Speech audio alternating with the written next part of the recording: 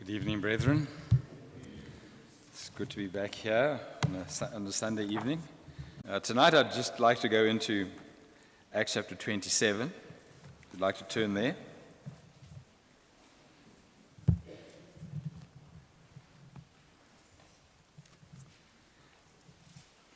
There was a time when I used to negotiate my direction using a map that showed terrain and paths and all the shape, the way the land was set out.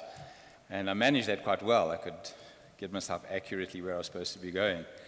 I'd have had a little bit more difficulty if it was a desert and I had to use a compass. That might have caused me a little bit of difficulty. Now, generally speaking, men have a good sense of direction, it's told. I'm not one of those men. It's supposed to be like this, but I'm not. And so what I do, even when I park in a parkade, I always orient myself so that when I come back, I know where I'm going. Otherwise, it's a case, as has happened with many of us, I think, that you decide to go back to the car and you think, okay, which floor was that? Amen. So I tend to orient myself so that I don't lose my way. There's a song that I enjoy a great deal called The Southern Cross. And part of the reason I enjoy it is it's got a lot of nautical terms. And that's talking about the sea, not naughtiness, in case you're wondering. And I don't understand any of the nautical terms. At one stage, I did look them all up, and I've forgotten most of them. But the lyrics talks about going on a boat to southern islands, sailing a reach before a following sea, and it carries on in like manner. Even that, I had to look that up again to say what that meant, sailing a reach before a following sea. And the idea is that the boat is going according to the wind, in the direction of the wind, and that whatever way the wind is blowing, that's the way the water's going. So you've got the water and the wind going in the same direction, so that's sailing a reach before a following sea. So it's got all those nautical terms that every time I hear it, I don't really know what it's about, but it fascinates me. The idea of sailing fascinates me. And the song itself is a mixture, as it would inevitably be, of a song that was written in my era, and probably even more so it's true today. The song is filled with some interesting lyrics and some really silly lyrics. That when I listen to it and I listen to some of the lyrics, I think, okay, it was written by somebody who hasn't grown up yet. But in any case, I enjoy the song, but you would never find me on a boat sailing a reach before a following sea or even into the direction of the wind, because I suffer from motion sickness. And so I would never do what Paul did, or never have wanted to do what Paul did, and did very often, and ended up being, according to 2 Corinthians chapter 11, shipwrecked 3 times. 3 times he was shipwrecked before Acts chapter 27. Paul was shipwrecked, because 2 Corinthians was written before Acts chapter 27. And so this is the 4th time that Paul is going to be shipwrecked. And apart from the nausea, which is the worst feeling in the world just about, the very idea of being shipwrecked does not appeal a great deal, although I am able to swim, thankfully. But it's an incredible chapter, and I want to talk about the direction that people go and God's part in that direction. And this is a passage in chapter 27 that includes Luke. It's one of what is called the we passages, and the reason that's W-E. The reason is because those are the passages that Luke witnessed himself and was present with Paul. So he's on the boat with Paul that is sailing to Rome, or is attempting to sail to Rome, and he's on the second ship by the time we pick up with the actual story. He's on the second ship, and they land in verse 8 at a place called Fair Havens, which is very deceptive. Like many names that you can go to different places, and they've got like Fair View, and there is no view, never mind fair. that's just the way that people name complexes and so on, as if somehow that when you go into that complex, that's what you see. But what you read is not what you get. That's the reality of the situation. And Fairhaven was one of those places where people, obviously, who stayed there were trying to build up the reputation of the location. But unfortunately, the location wasn't a very good location, and so they didn't want to stay there. They wanted to leave and go further on. We actually find that in verse 10, Paul warns them, because by now he's a very experienced shipwreck survivor, you could say, rather than a sailor. He's not the sailor. They're not listening to Paul at all at this, as they go along. And this is what he says. He says to them, let me pick it up from verse 9. When considerable time had passed, and the voyage was now dangerous, since the fast was already over, Paul began to admonish them. Now, the fast that they're talking about is the Day of Atonement, which occurs around about October.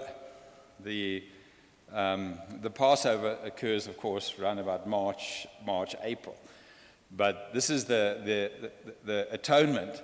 Now, I went to Crete a couple of times, and that's where they are. They're around about Crete. And the one thing I noticed when I went there in August was the sea was like a billiard table. It's just this flat blue. And I thought, what an incredible, after going to, one of Durban's beaches or Cape Town, you go up to Cape Town on the west coast and you get into the water there. Not only is it very rough, but, your legs start to lose their feeling after about 30 seconds. So you never stay very long if you go to a beach there on the west side, right? Okay. And of course, it's only tourists, etc., who go into the water there unless you've got a proper suit on and a board to do some surfing, which is a different story, of course. But nobody who goes into those seas just to swim.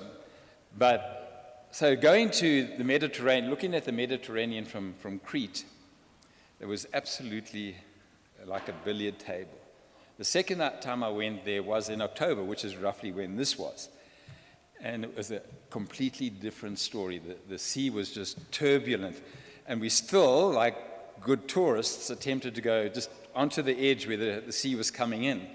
But, some of the beaches in Crete, including the one where I was, not very smooth, no smooth sand. It's sort of pebbly beach.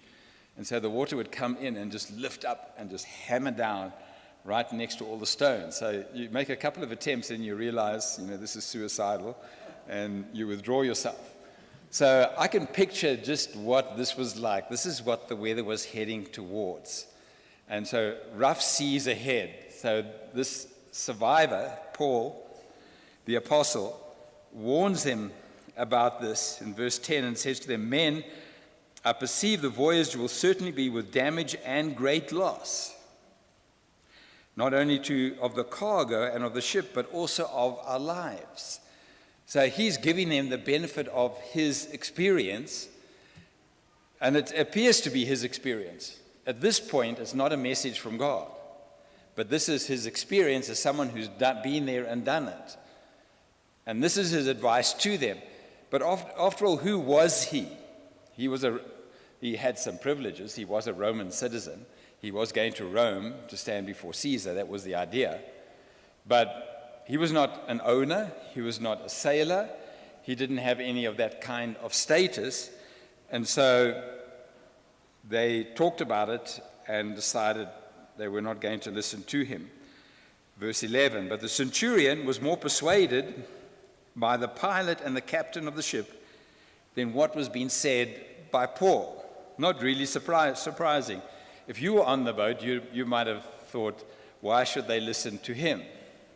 Rather listen to the person who is the pilot of the ship and the captain than somebody who is just a passenger on the boat, and not a very good situation either.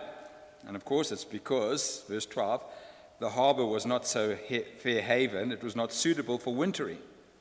So the majority, they did decide to put it to everybody, the majority reached a decision to put out to sea from there if somehow they could reach Phoenix, a harbor of Crete, facing southwest and northwest, and spend the winter there. They wanted a place with a few more people and a few more amenities and facilities to be able to exist in a much more happier environment. And that's always what we seek, isn't it? We seek in life a better environment, a better place, something better to do, and not to be in difficult circumstances. Nobody deliberately, generally speaking, nobody deliberately seeks difficult circumstances unless you're addicted to danger. And there are some people like that. And then, when a moderate south wind came up, supposing they had attained their purpose, they weighed anchor. In other words, they pulled up anchor and began sailing along Crete close inshore. So they're aware, they know they could be in trouble. But they take this as an omen. And people often do that in their lives. They look at something and they say, well, it looks like it should work out okay. It looks easy. And life is never as easy as we think it is. Things don't turn out as easily as they should. Things are a lot tougher than we would like. And it's even like that with sports, with a sportsman who can be at the top of his game and really going places, and then he gets an injury. Then you don't hear about him for a year because he's been injured. And that year hasn't been good, right? Because he's recovering from some damage as a result of playing a dangerous game, what is inevitably a dangerous game. And so, yes, people try and choose what seems to be an easy route and ignore the possible obstacles that are in the way. And so they ignored the obstacle that Paul was indicating, that this was not a very good time of year to sail, and they should rather not, and stay in a place that was less satisfactory than it otherwise might have been.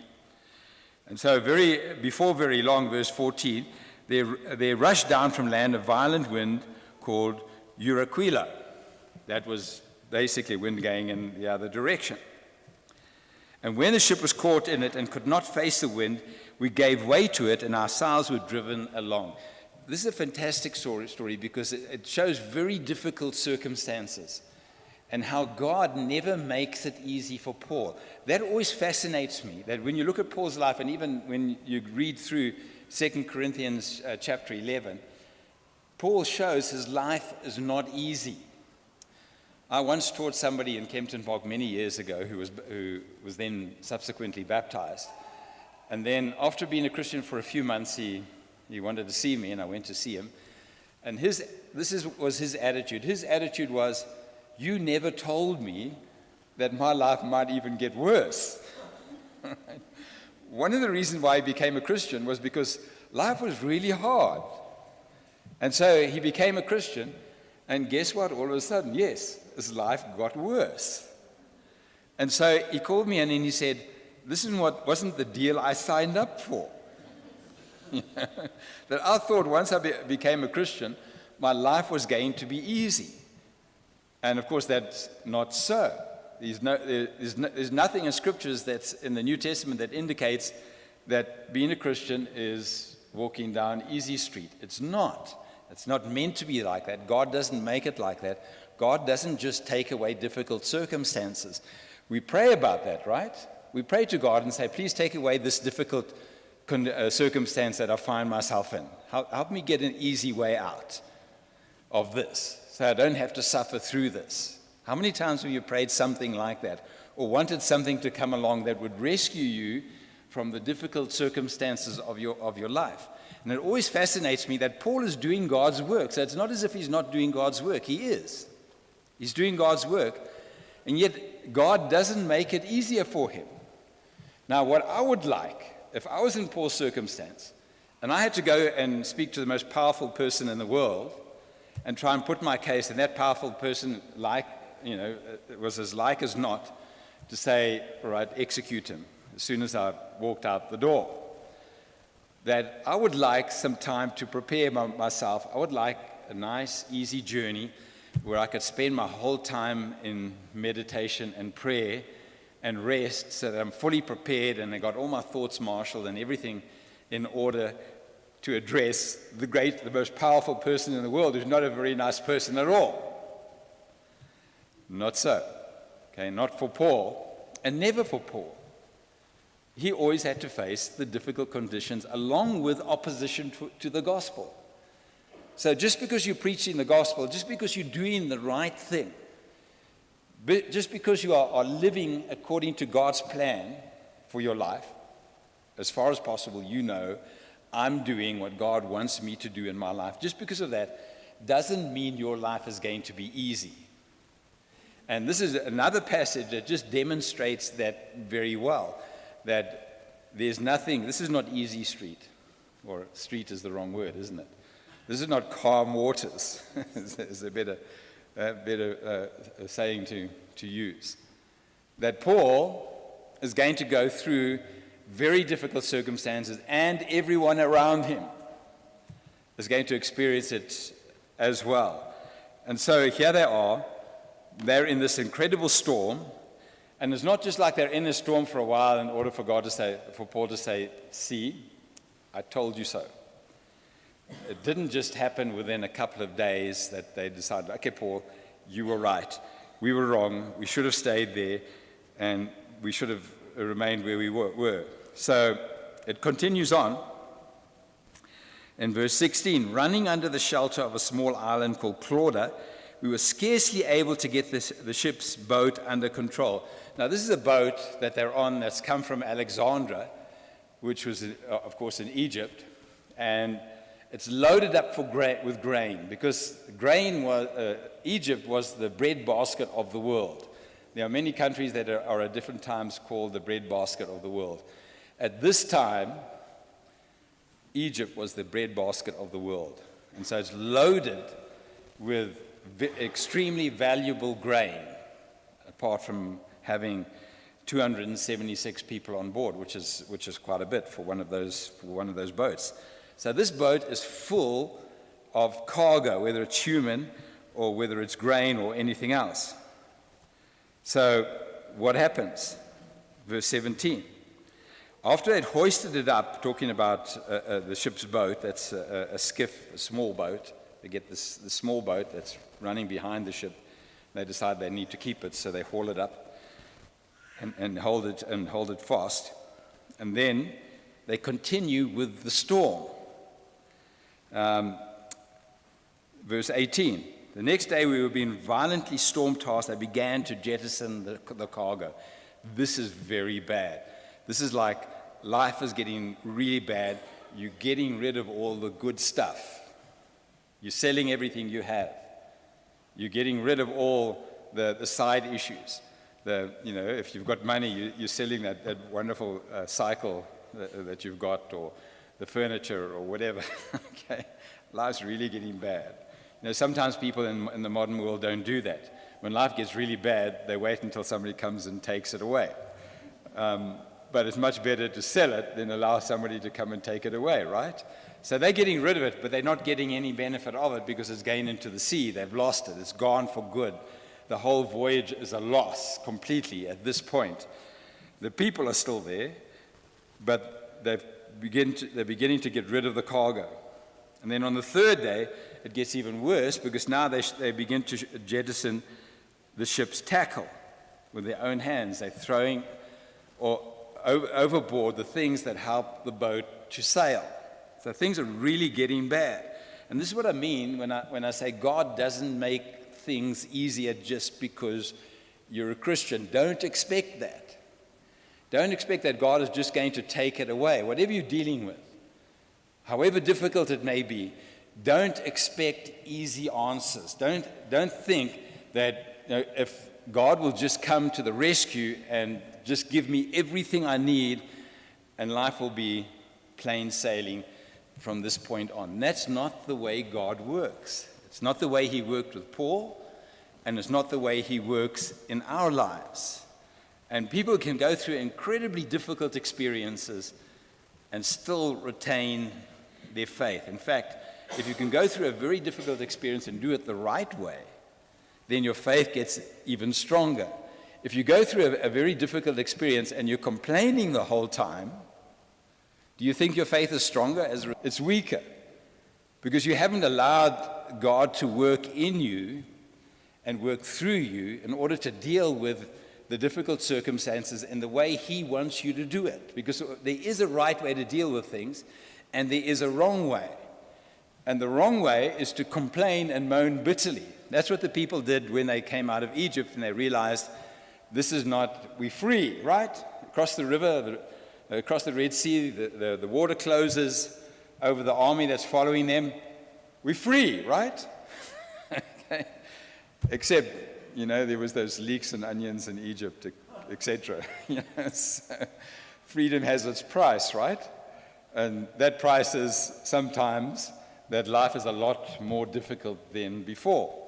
And sometimes children learn that when they leave home, away from mom and dad. I'm free, and it's, hi mom, hi dad, can you please help a little bit with, well, have you ever done that? Some of you might have, maybe not. Or you suffer in silence, right? That's the other way. You decide, I'm just going to make sure that I just put up with having less, and you might look a little bit thinner and a little bit more desperate, but you work through it without asking mom and dad for more. So those are the options. Freedom isn't all that it's cracked out to be on many occasions. So this is the situation even with us, is that sometimes we have to go through those difficult times. We have to. We will. Inevitably. Nobody escapes it. Is there anybody here who can say, or talk to me afterwards, I've never had any problems in my life. It's always been plain sailing, especially when I became a Christian. Okay. I haven't met such a person. I'll have you examined if you say that to me. But in any case, that's the case. So even if you're doing what is right, doesn't mean other things that are not related to your faith issues are not going to blindside you and make your life a lot harder, along with the struggle that you're having with your faith, whatever that faith struggle might be, where you're trying to present your faith in such a way that you will have the influence needed for the sake of the gospel. Because that's what we live for, and that's what we do. And so, this is what happened in verse 20. Neither sun or stars appeared for many days, and no small storm was assailing us. From then on, all hope of our being saved was gradually. There are times where you get to the point where you think things are so bad that you're hanging on by your fingernails, right? And unfortunately, you cut them the day before. So that's how things can be with regard to faith. It can get that bad. But if you hold on to trust in God, you can overcome. Everybody seemed to have abandoned faith. When they had been gone a long time, verse 21, without food, then Paul stood up in their midst, and imagine that things are so bad, they're probably all throwing up. And then they probably stop throwing up, they just dry throwing up, okay, because there's nothing left to throw up. And he said to them, this is what Paul said to them, men, you ought to have followed my advice and not have set sail from Crete and incurred this damage and loss. And of course, if somebody says that to you, we hate the person who says, I told you so, right? Except Paul is probably using this just to reinforce the fact that he's not just saying to him, hey, you should have listened to me. No, you didn't. Now look. He is basically wanting to reinforce the fact that he's got a message they should listen to and follow. But this time, it's a message with a backup. He says in verse 22, now I urge you to keep up your courage, for there will be no loss of life among you, but only of the ship. You're still going to lose something valuable, but you will survive. And this is often the message for us from God. You might lose something of value, but you will survive if you trust in God. For this very night, verse 23, an angel of the Lord to whom I belong and whom I serve stood before me, saying, do not be afraid, Paul, you must stand before Caesar. Behold, God has granted you all those who are sailing with you.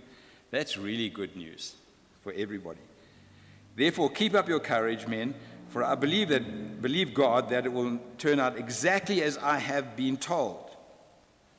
So, as it has been told.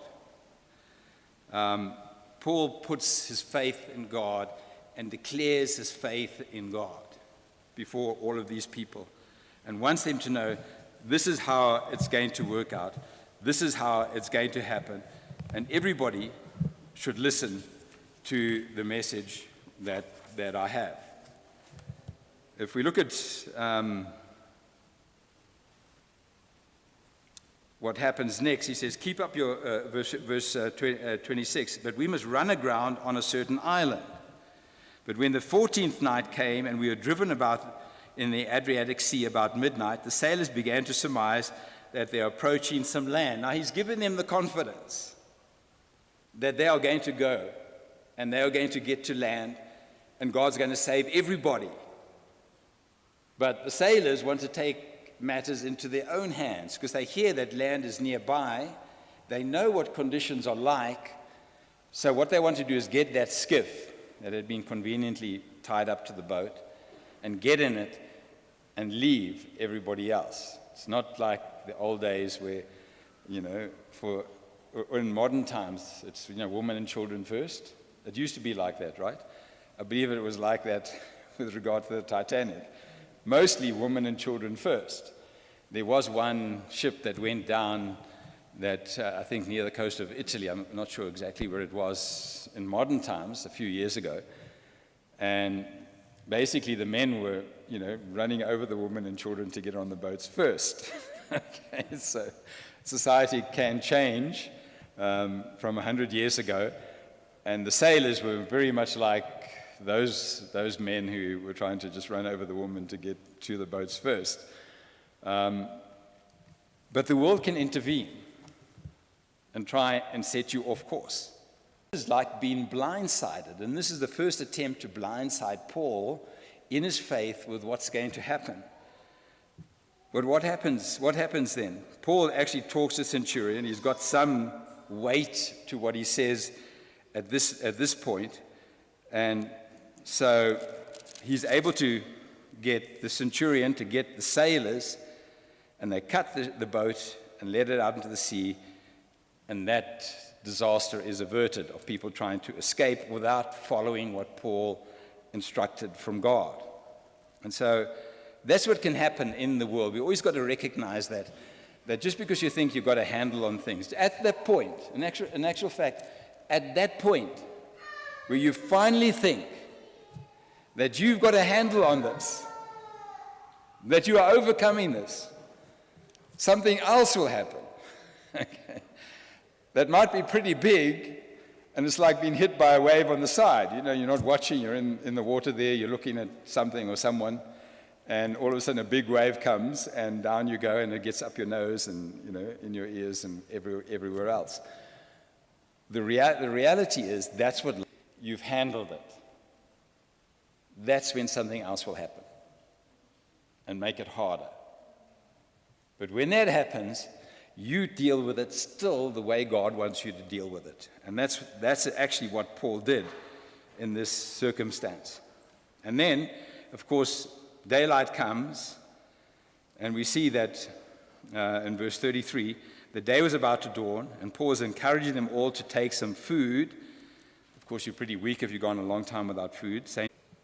And so they're going towards land, and everybody eats, everybody's happy. They're going towards land. I'm shortening it. Time's running out. And there ahead of them is the beach. Now, this is where the music rises, right? Because there in front of them is the beach. They've made it. They're going to get there. Everything's good. So the music reaches a crescendo in the film, right? Except they're halfway there and they hit a sandbar. And they're stuck on the sandbar. The front part of the ship's okay.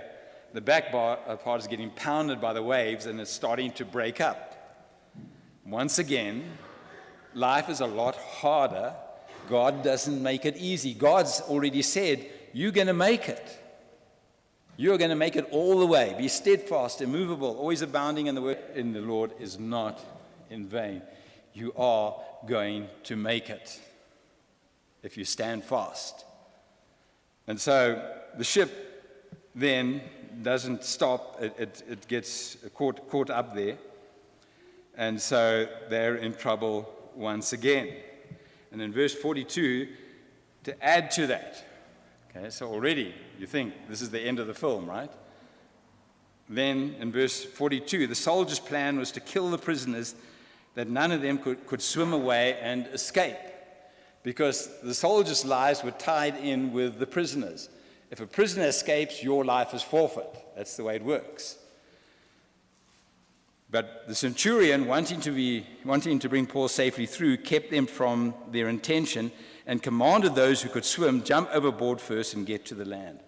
So he gets some help from God at this point, and they get to land.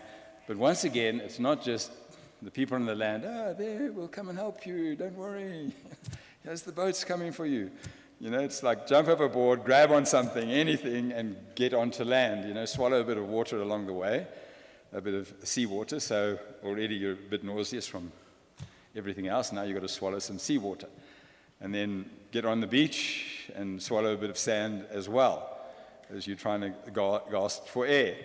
And Paul just, no, okay, into the fire you go. The reality is that ultimately God's plan for your life will come true. It might not be what you think it should be, but God will help you to survive even the most difficult circumstances you face. And that's the message we can get apart from anything else with regard to this, is that Paul didn't have it easy at any point in his ministry, regardless of all the good things he did. So don't ever get to the point where you think, I've really done a lot of good things, and life is tough. It's just not fair. And of course it's not fair. It's never meant to be fair. But you have victory ultimately. Paul, and God working through Paul, is an example for me, and it's an example for all of us. If you need the prayers of the congregation, if you need to respond to the gospel and go into a watery grave and come out a son of God, a child of God, we invite you to come as we stand and sing. My Jesus knows when I am lonely. He knows each pain, he sees each tear, he understands each lonely heartache. He understands because he cares. My Jesus knows just what I need. Oh yes, he knows just what I need. In time of falls and every need supplies. Yes, he knows just what I need. My Jesus knows when I am burdened. He knows how much my heart can bear. He lifts me up what I need. Oh yes, he knows just what I need. His heart it falls and every need supplies. Yes, he knows just what I need. When other friends seem to forget me, when skies are dark, when hope is gone, my faith I feel his arms around me, and hear him say, you're not alone. My Jesus knows me. Oh yes, he knows just what I need. His heart and falls and every need supplies. Yes, he knows just what I need. Please be seated.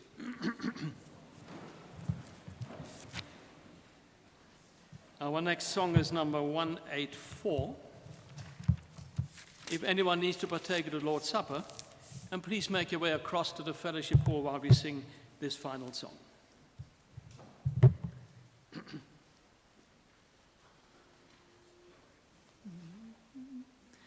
When you pillow your head at the close of the day, and you meet with the Lord in prayer, in the quiet of the hour, softly spoken in love, just remember me to the Lord.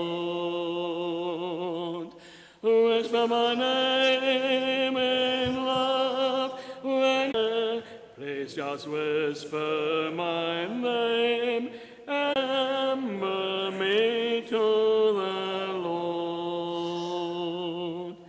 Should the Lord take your